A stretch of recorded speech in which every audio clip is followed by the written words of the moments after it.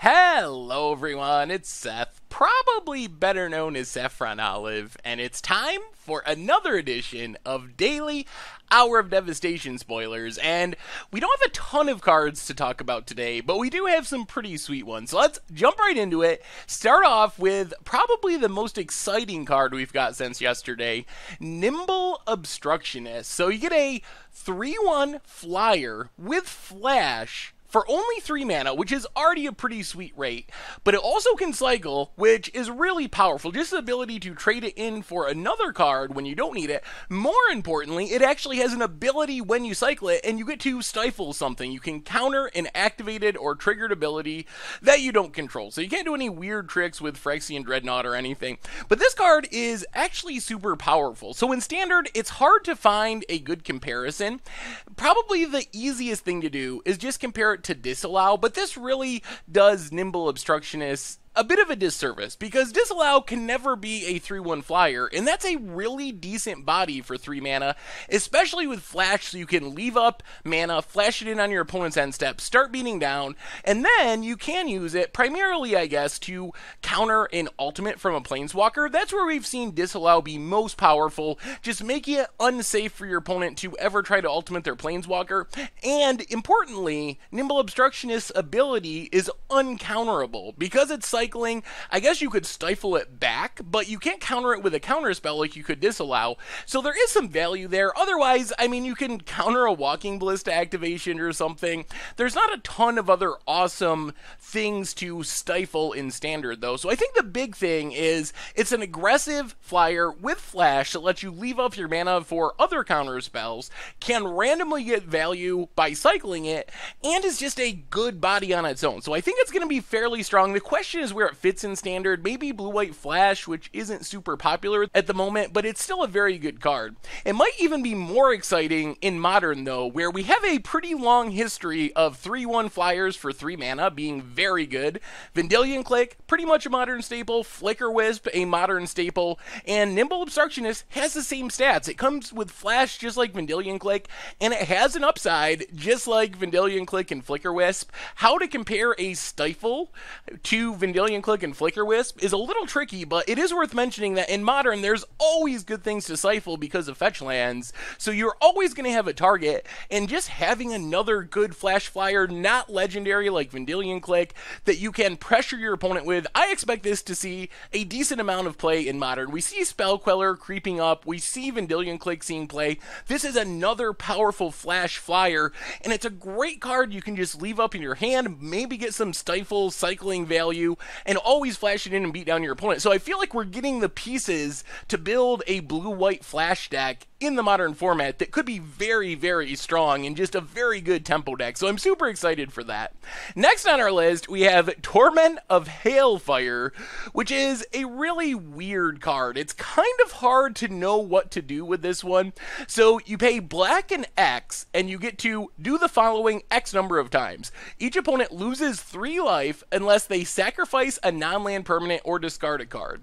So trying to wrap our heads around what this actually means in a game is actually really tricky. So if you think about a typical game, let's say we cast this, I don't know, late in the game, on turn 6, and we cast it X4, it's most likely going to be our opponent maybe discards a card or 2, maybe sacrifices their worst creature or 2, or if they feel like they're in a safe position, they just take all the damage. And that's the biggest problem with Torment of Hellfire is it's a Punisher card. And Punisher cards have a long history of just not being good enough. If your opponent's at a low life total, they're going to do everything they can to just sack stuff and discard stuff to take no damage. If they're at a high life total, they're going to keep all their stuff and keep beating you down with it and just take the damage.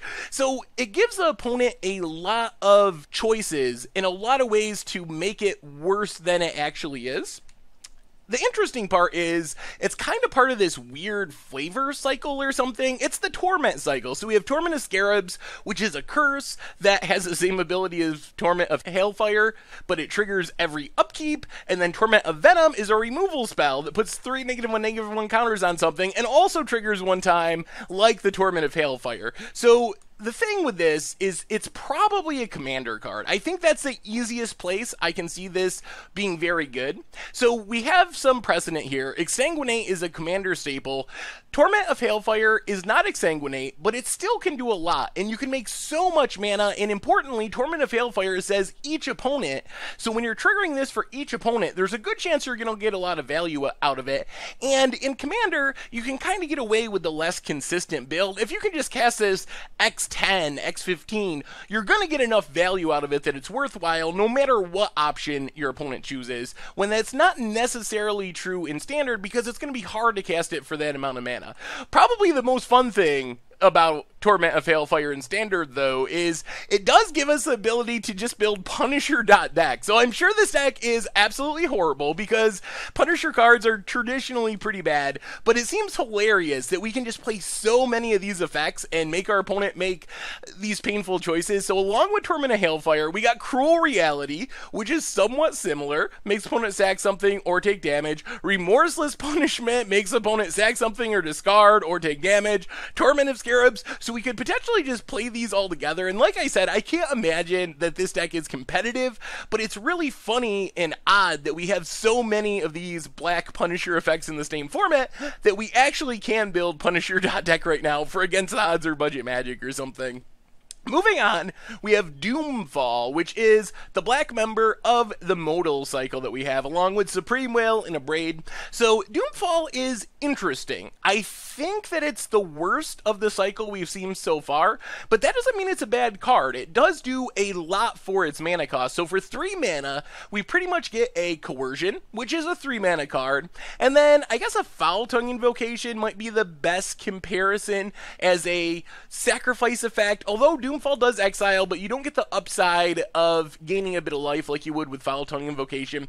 But really, it's very close to 2 3-mana cards stapled together, which makes it pretty interesting for Standard at the very least. So the big deal here is it's another way to deal with indestructible threats, which seems important with the gods running around. The downside is your opponent's going to choose to sacrifice their worst creature, but it's a way you can get a god out of your opponent's hand or get a god off the battlefield. The downside of discard is its value diminishes as the game goes along. So as the game goes along, you're going to get in a position where your opponent has no cards in hand, holding a land in hand, and then you draw a Thoughtseize, or a Coercion, or a Lay Bare the Heart, and it's just a dead draw. You whiffed on the draw, and that can sometimes swing a match that goes to a top deck war in your opponent's favor if they're drawing real cards. So that's a big problem, but Doomfall makes up for that by never being a dead card. In the early game, when your opponent's got a bunch of cards in hand, you can snipe their Torrential Gearhulk, Verdurous Gearhulk, their Gideon, whatever big powerful thing they have in their hand, and then in the late game, if you draw Doomfall, it might not be great, you might just get a Thraben Inspector or something, but you're still getting some value out of it, so it does diminish the dead card problem that is often a big deal with these discard effects. Moving on, we have a couple more Aftermath cards, and these ones, I guess are mostly limited playable. Struggle to Survive isn't super interesting. The top half is a kind of expensive removal spell. It is an instant, deals damage equal to the number of lands you control.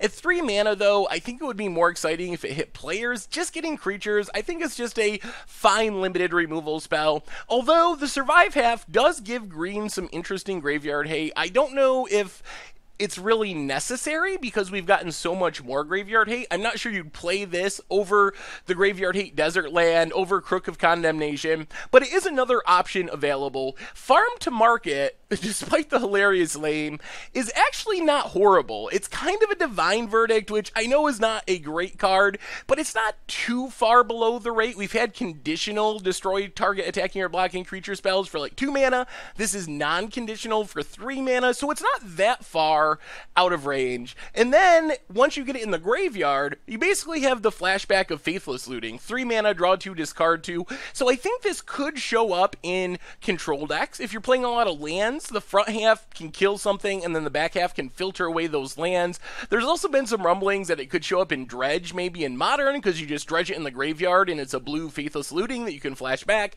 I don't know if that's really practical, but it is a possibility. So I don't know, they're fine. Maybe Farm to Market sees a bit of play in Constructed, but neither is super exciting outside of Limited.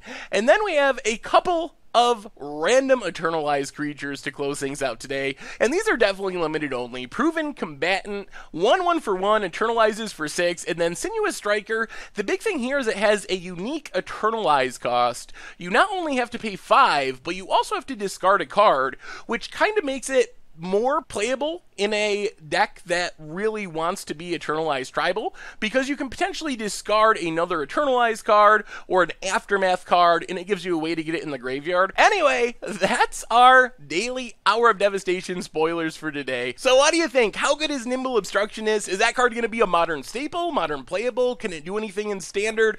What about Torment of Hellfire? Are you going to try to build Punisher deck in Standard? Even though it probably will be hilariously bad, it sounds pretty funny. What about Doomfall? Where does that rank alongside Supreme Will and Abrade in the cycle? Let me know in the comments. Thank you very much for watching. I hope you enjoyed the video, and I will talk to you soon. Thanks for watching the video. If you enjoyed it, help us out by clicking that like button down below. And to keep up on all the latest and greatest, click that subscribe button. And don't forget to hit that bell icon to get alerts whenever we have new videos. And if you want to, check out some of our other sweet videos here and here.